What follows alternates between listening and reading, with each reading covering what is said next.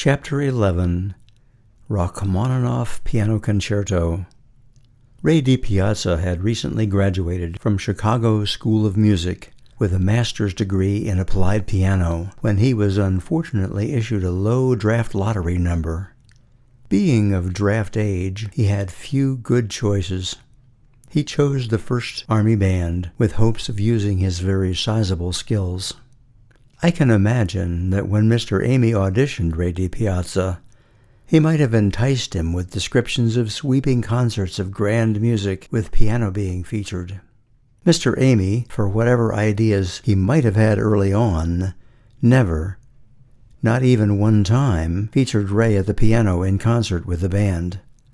It's likely that Mr. Amy's heavy drinking prevented him from organizing or even being able to conduct such serious music. Instead, he stuck with Sousa marches and simple band numbers. In a great waste of human potential, Mr. Amy assigned Ray to play bells in marching band and triangle in concert band.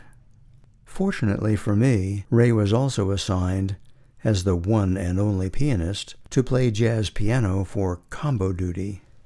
This was despite the fact that Ray had never taken jazz seriously like he had with classical. I really looked forward to combo duty. It was like a musical homecoming for me. 5 of us would gather at the Fort Meade Officers Club every couple of weeks on a Friday night to play 2 sets at cocktail hour. About 2 hours. We got time and a half for it, so I got to take a half day off the following Monday. I was the only trumpet player out of the whole trumpet section of 12 who knew the jazz standards and could improvise. So Ray on piano and me on trumpet became regulars together for a couple of years and developed a groove. The drummer, the stand-up bass, and the other sideman, a sax man or trombone, would be different on each gig, in some sort of rotation, so we got a mix of players, some good and others not so good. It's a little embarrassing to say, but these were actually fun times. It was the only time I got to improvise.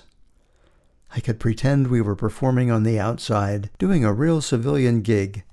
Since many of the officers wore their civvies, it was an easy illusion. The officers kept a really nice, little well-tuned baby grand piano and a full drum trap set that seemed to be a permanent fixture on the bandstand. Clearly they had many entertainers other than our little combo. That fortunately made setup and takedown really easy.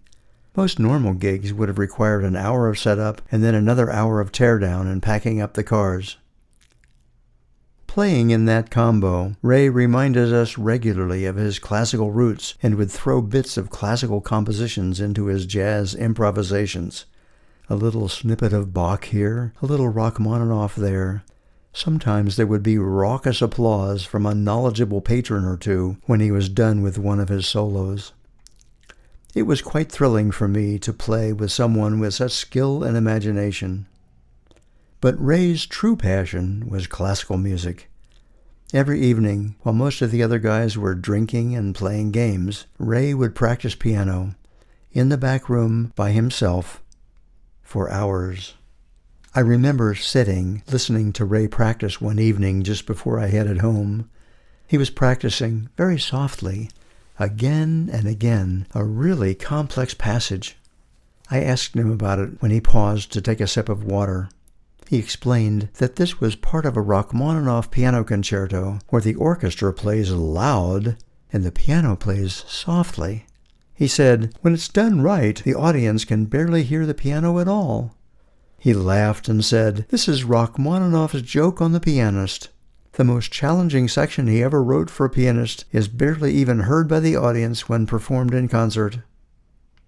I learned so much from Ray about the character of a true musician, to know how to shine when you're in the spotlight, and to know how to perform softly and elegantly in the background when you're not.